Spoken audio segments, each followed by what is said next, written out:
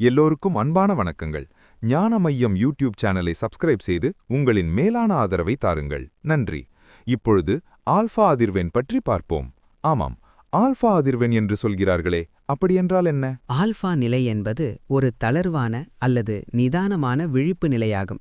இது ஆழ்ந்த தூக்கத்திற்கும் நல்ல விழிப்பு நிலைக்கும் இடையில் உள்ள நிலையாகும். இந்த மனநிலையில் இருக்கும்போதுதான் மனம் இசை மற்றும் இயற்கையை ரசிப்பதற்கான சூழ்நிலையை உருவாக்குகிறது. இது ஒரு அமைதியான மனநிலையாகும். இதற்கு முன் பீட்டா பற்றிய காணொளியில் பீட்டா நிலையின் தன்மையை பற்றி சொல்லியிருந்தோம். ஆல்ஃபா மனநிலைக்கும் பீட்டா மனநிலைக்கும் இவ்வளவு வேறுபாடுகள் இருக்கிறதா? ஆமா, பீட்டா அதிர்வெண்ணில் இசையையோ இயற்கையையோ ரசிக்கும் மனநிலையை பெறுவதில்லை. தன்னை பற்றியும் வாழ்க்கையின் மீதான பயத்தையும் தினந்தோறும் வாழ்வாதாரத்தை பற்றியே சிந்திக்கும் ஒரு அமைதியற்ற பீட்டா அதிர்வெண் ஆகும். ஆல்ஃபா தியானத்தை பற்றியும் அதனால் என்ன பயன் பற்றியும் சொல்ல முடியுமா? கண்டிப்பாக சொல்கிறேன். ஆல்ஃபா நிலை என்பது மனதை அமைதிப்படுத்தும் அதிர்வெண் கொண்டது. தூக்கமில்லாதது, ஆனால் மயக்கமும் இல்லை. அது ஒரு வகை மன அமைதியான நிலையாகும். கொஞ்சம் எளிமையாக சொல்ல முடியுமா? சொல்கிறேன். ஆல்ஃபா நிலை என்பது நாம் தூங்கி எழுந்த பிறகு இன்னும் கொஞ்சம் தூக்கம் அப்படியே கண்களை இழுக்கும். ஆனால் ஆழ்ந்த உறக்கமும் வராது. இதுதான் ஆல்ஃபாவின் நிலை. தூங்கியும் தூங்காமல் இருப்பது, அப்படித்தானே?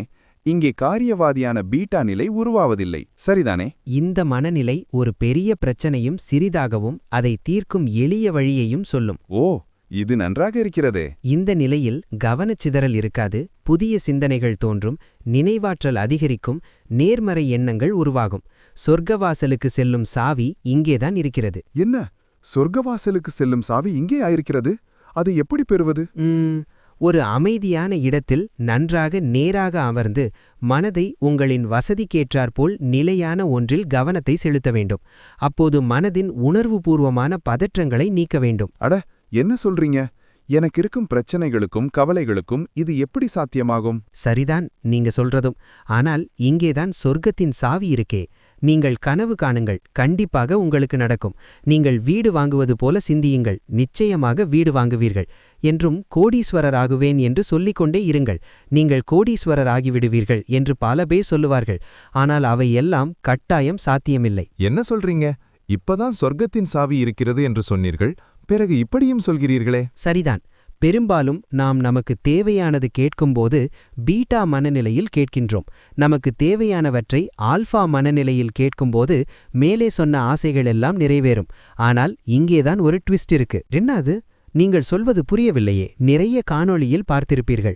நீங்கள் ஆசைப்பட்டதை, உங்களுக்கு தேவையானதை உங்கள் பாசிட்டிவ் திங்கிங் மற்றும் மேனிஃபெஸ்டேஷன் மூலம் பெறலாம். ஆனால் அதை ஆல்ஃபா தியானத்தில் பெறலாம் என்று யாரும் சொல்வதில்லை. நாம் பிறக்கும்போதே உருவான நியூரோ பேட்டர்ன் அவை. உங்களுடைய கர்மா பேட்டனுக்கானது. அது பழைய கர்மாக்களின் பதிவுகளில் இது உன்னால் முடியாது என்று நமக்கு ஆழ்மனதில் ஒலித்து கொண்டே இருக்கும்.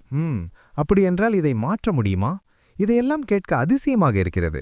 இதைதான் தன்னை அறிந்த தனக்கு ஒரு கேடில்லை என்று திருமூலர் கூறுகிறார் போல. 1949க்கு முன்பு வரை நம் மூளை ஒரு முளைதான் வளரும், பிறகு அவற்றில் மாற்றம் வராது என நம்பப்பட்டது.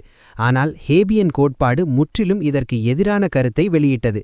இந்த கருத்து கோட்பாடு சைக்காலஜிஸ்ட் டொனால்ட் ஹெப் உருவாக்கப்பட்டது. ஒரு செயலை தொடர்ந்து சிந்திப்பதன் மூலமும் செய்வதன் மூலமும் அதற்கான நியூரானை நம் மூளையில் உள்ள நரம்புகளின் வலைப்பின்னல்கள் உருவாக்குகின்றன. இது பழைய பின்னல்களை அழித்து புதியவற்றை உருவாக்குகிறது. Neurons fire together. Wire together என்பதன் பொருள் ஒன்றாக செயல்படும் நரம்பு செல்கள் அல்லது நியூரான்கள் அடிக்கடி செயல்படும்போது அவற்றுக்கு இடையிலான இணைப்புகளை வலுப்படுத்துகின்றன. இது கற்றல், நினைவாற்றல் மற்றும் பழக்க வழக்கங்கள் உருவாவதற்கு அடிப்படையாகும்.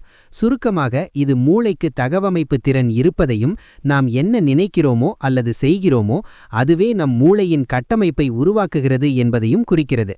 இந்த செயலை ஆல்ஃபா தியானம் செய்கிறது. இப்ப புரியுதா? நன்றாக புரியும்படி சொன்னீர்கள். அன்புக்குரியவர்களுக்கு நன்றி. நாம் அடுத்த காணொளியில் டெல்டா தியானத்தின் மூலம் எவற்றை பெறலாம், அதன் சக்தி என்ன என்பதை பார்ப்போம்.